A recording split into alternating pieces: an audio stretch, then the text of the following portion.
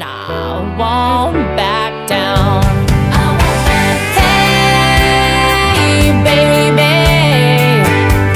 there ain't no easy way out. Hey, everybody. Thanks so much for joining us right here on The Right View. I'm so excited because tonight we are joined by journalist and host of the Megyn Kelly Show on YouTube or wherever you get your podcasts. She doesn't need an introduction. Megyn Kelly. Megyn, I am so stoked to have you here.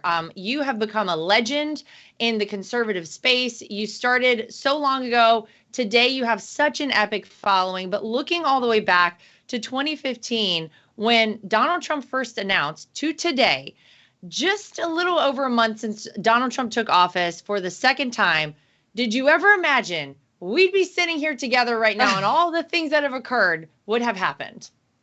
God, no. It's been such a journey, what a long, strange trip it's been. But thank God, I do believe everything happens for a reason. And I feel like my evolution, my own relationship with President Trump has been weirdly like one of the most important relationships of my life. It's sort of strange, professionally it has been. And it never could have gotten to where it is without having gone through what it did, Like, I almost feel like my respect for the president and my admiration of him is more meaningful because he genuinely earned it. He got me from a place of really not liking him very much to being one of his number one fans. And not because he in any way tried to woo me or tried to make me like him, just by being who he is, being as strong as he is, as resilient as he is, as determined, as ethical, just as unflappable, all the things he's been doing. That's what made me a Trump fan. It was nothing between us personally. All of that got me over whatever personal feelings I used to have. Well, and I love that. And I love how honest you are about that because I also think it takes a very big person to take a step back, to look at a situation and say, you know what, maybe I misjudged this. Maybe I could see things in a little bit of a different way. And I do love the relationship that I think you've cultivated with my father-in-law. I mean, we saw each other backstage at one of his last campaign rallies. And I remember just thinking to myself, like, how cool is it that you were there, that you spoke at that rally? You got such a huge response as well. At what point during the 2024 campaign did you actually feel comfortable vocally saying, I support Donald Trump? I said it the day that Biden announced his Title IX revisions. Oh. And it was the first time I'd ever said who I was going to vote for. I was so angry that day. I knew I was going to vote for Trump, but I hadn't shared it, publicly. And that day I was just so outraged of what he had done. It was very clear that Trump had moral clarity on the issue. And I wanted everyone to understand like what a before and after moment that abomination of a Title IX revision was. And then I didn't think about like stumping for Trump. That seemed like yet another bridge to cross that I probably shouldn't. As I'm in a hybrid role now. I am still a journalist, but I do punditry mostly in my day job. And so when they asked me if I would speak at that rally, I was like, oh wow, that's a new bridge to cross. And my husband's like, oh, I don't think you should do it, Meg. He's a Trump voter too, but he was like, you're kind of in this other lane. You don't want to compromise that. And I said, honey, I don't know what to tell you. I know I need to do it. I need to do it. And Lara, it was one of those things where at the time he was being attacked for saying that he would protect women. And I totally understood what he was saying. And I completely believed him. And it was one of the main reasons I wanted to vote for him, because in so many lanes, I believed he would protect women and did in his first presidency. Right. And I knew, just given our history too, that I could be an effective advocate for him on that point in particular, which was everywhere. So I'm like, I've got to do it. And you guys were so generous. You and Eric have both always been so generous and kind to me, even when things weren't as great between Donald and myself. And that was a magical night, seeing you backstage, like the energy in that room, everything that night was just, there was something incredibly special about it. And that was when I first started to get it, like, he's going to win. This is happening tomorrow night. Yeah, no, I mean, and I think we all felt that, but I love the whole conversation that you had actually with your husband, because I think a lot of people came out this election in particular, Megyn, and they said, I have to speak out. I mean, you look at Elon Musk, he really hadn't been that vocal about anything until, after Butler, after the assassination attempt against Donald Trump. He then, of course, made that first appearance back in Butler, Pennsylvania. And man, was he in it to win it. But there were so many instances, whether it's Dana White, whether it's Elon Musk, whether it's you. This election, I think people really got it. Like they understood that. Could you imagine for a second, Megyn, after the word salad that Kamala Harris just displayed out in California, post the wildfires, this is a person who should be able to take a moment and reflect and give people in LA County hope. And instead she talks about the smell of smoke. Could you imagine if that had been our president? I mean, it was vital. I think everybody come out and speak out on behalf of Donald Trump. And I think a lot of people felt that. Oh, I think about it every day. And I think about all the good he's doing. The executive orders are like Christmas presents you get to open every morning. It's amazing. And then you see when she pops up here or there, like when she showed up at that LA, I can't remember what sports game it was. It was the Lakers, I guess. And no one even cared. It was like a middling. No one cares. She inspires no one, not even a leftist crowd in the basketball arena out in California. I mean, her state. And think about if she were in there continuing these devastating policies at the border when it comes to women, when it comes to our economy, the Ukraine, the Middle East. I mean, in less than 2 months, all of that could be, all but wrapped up. 2 months of a Trump presidency, never mind 4 years. So I literally get down on my knees and thank God that it worked out the right way every day. Yeah, same and amen to that. I do want to ask you, maybe it's been hard for you. How have you been coping with the news that Joy Reid is no longer on air? It really is bittersweet, isn't it? It's like, because she does give a lot of crazy material for you to talk about. Yeah, it's like a no-brainer. Sure, she needed to go. Yes, she's a virulent racist and she hates America. So it was an odd choice. But I mean, was there anybody better? It's like between her and Sunny Hostin for the soundbite machine on your show. I mean, we still have Sunny. That's good. There are still some lunatics over on MS and CNN for that matter. But Joy was in a class of one. I'm counting on this lane, the digital lane, for her to resurrect and say even crazier shit, because now she won't have the I guess, ostensible bosses at MSNBC to try to rein her in. She'll be no filter. Full Joy. Yeah, Full Joy. I like that's a good name for her show. She should contact you. Maybe she'll pay you some royalties on that. Here's something I wonder. As the former co-chair of the RNC, I take a look at the Democrat Party and I say, oh my God, if I were a Democrat right now, I would be beside myself. First of all, I mean, there are a lot of questions I'd have for myself. But outside of that, this is a party, Megyn, that is so lost, who I would think in the wake of such an epic win for Donald Trump on November 5th would have taken a moment, taken a step back and taken stock as to why they lost this election. You see Donald Trump every day, as you say, delivering on the promises. You get a present every morning when we wake up with the executive orders. It's happening and it's breakneck speed. Do you think the Democrats have received and will receive the wake-up call for the future of their party? Because I see them doing the same failed things over and over again, and they're still doubling down on the crazy. Yeah, no, I don't see any changes. They're not able to. That woke ideology when it comes to gender, when it comes to race, all of it is so strong within their party. It's really like a malignant tumor that has metastasized, and it cannot be excised. It's too late. Yeah. The whole patient has to go at this point. I keep looking at it like it's as if a husband and a wife are married and the wife puts on an extra 300 pounds and becomes extremely depressed, and all she's doing is complaining. And the husband eventually says, peace out. This is not for me. And instead of like saying, did I have any role in his exit? Like maybe I should consider my dietary habits and my lifestyle habits and my non-sunny demeanor.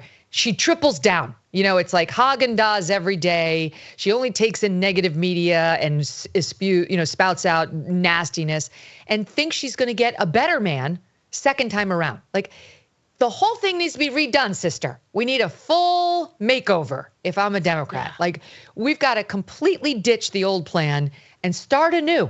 Like go back to Bill Clinton's Democratic Party, which whatever you think of it, knew how to win elections, was capable of winning elections. This one isn't. And I'm not sure how many they're going to have to lose in order to realize that. Yeah, for years, customers have been asking if My Pillow sells cross necklaces like the one Mike Lindell proudly wears every day. Well, guess what? You're in luck. They are excited to announce that Mike has partnered with a jeweler right here in the USA to create beautiful sterling silver My Crosses. You can save 30% today using promo code Trump at mypillow.com and click on the radio podcast square or call 800-624-3945 and be sure to use promo code Trump.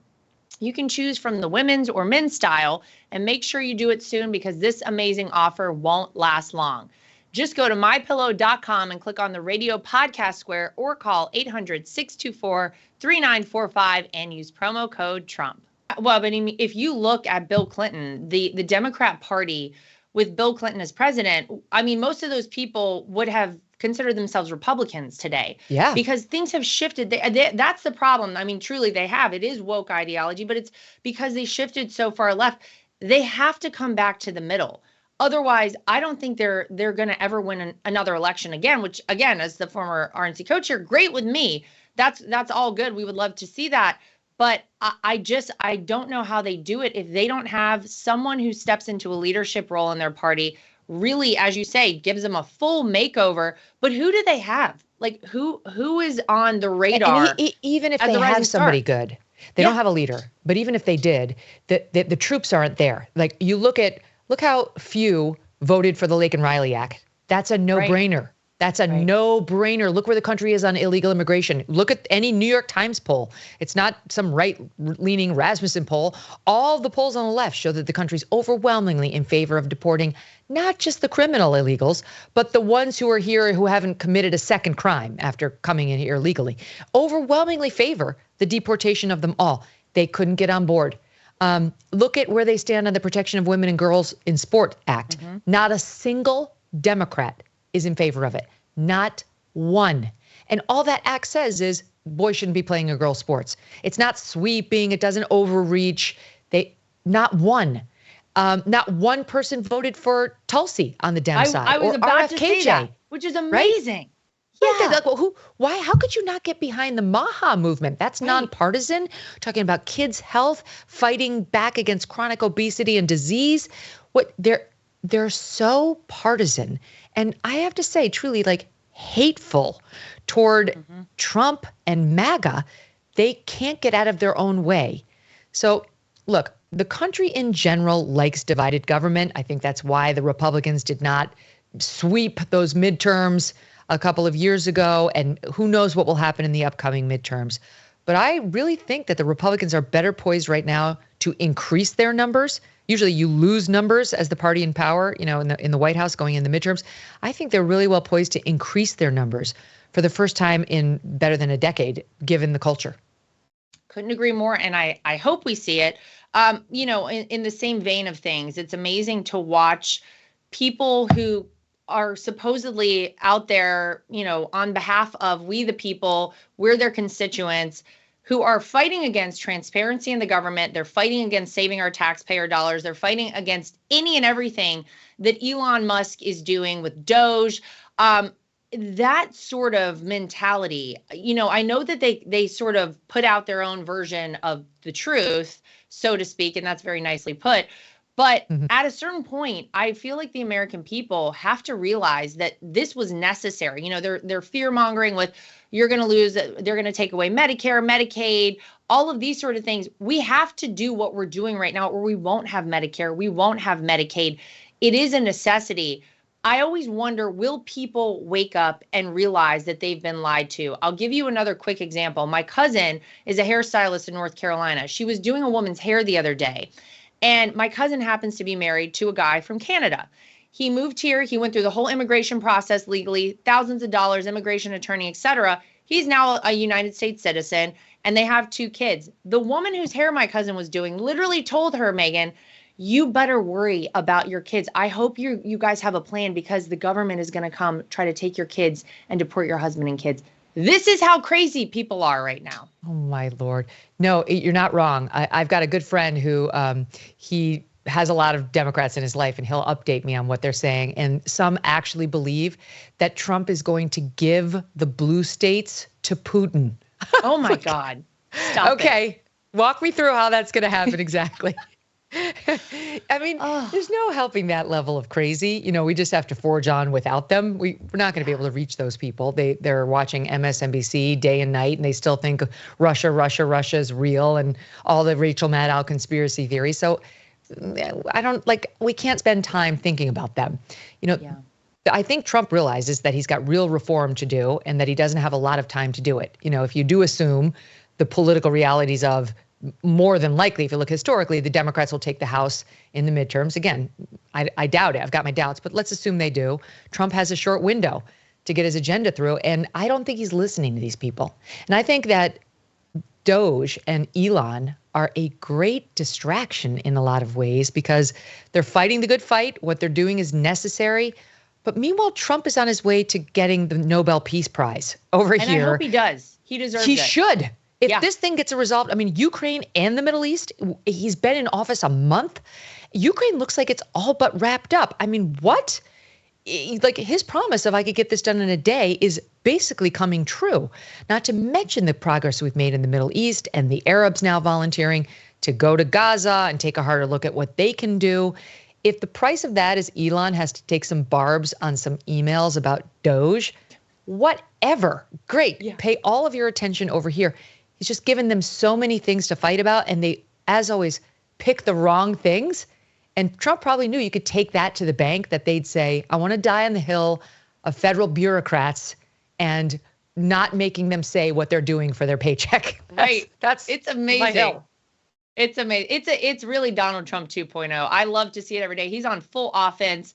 They don't even know how to handle it on the other side of the aisle. I love to see it. Before we let you go, and I appreciate so much you taking the time to come on with us. You just launched your second podcast because I guess you didn't have enough to do, Megyn. AM Update with Megyn Kelly. Tell everybody about it. Where can we tune in? It's in my same podcast feed and on my same YouTube channel as my regular show. And it's basically just a 15-minute morning update with fair and balanced news. You get the latest headlines, you get the latest news, and you don't have to siphon through all the left-wing spin.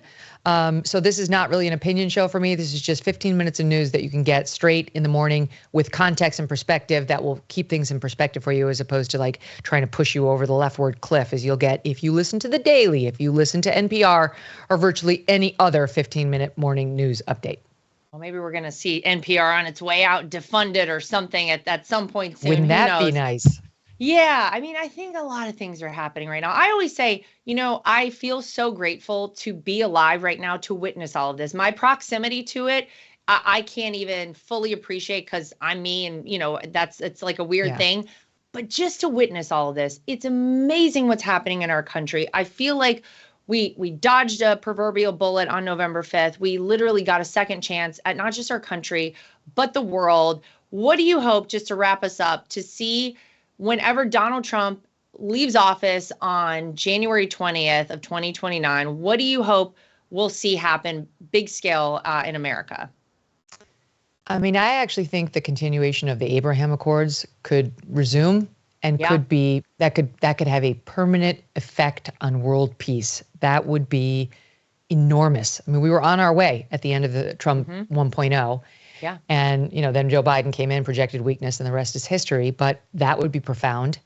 I do think if Trump has it in him at all to tackle entitlement reform, it would be incredible. I know he's got to be very careful because we're really hoping that JD is 48, right? Like somebody like that. And we don't want to do something so drastic that he costs Republicans the White House for decades to come. But he's already shown a courage. So if we can get anything close to, real reform that would affect the national debt, that would be huge. He's already saving women's sports. He's already, going to get the Trump tax cuts made permanent, which will help every class. When it helps the upper class, it's good because they create more jobs. And when it helps the working class, that's great because they have more money in their pocket. So all those things are happening. I have faith Trump will see it through. Not to end it on a down note, but I actually really also pray every day that he makes it, Lara.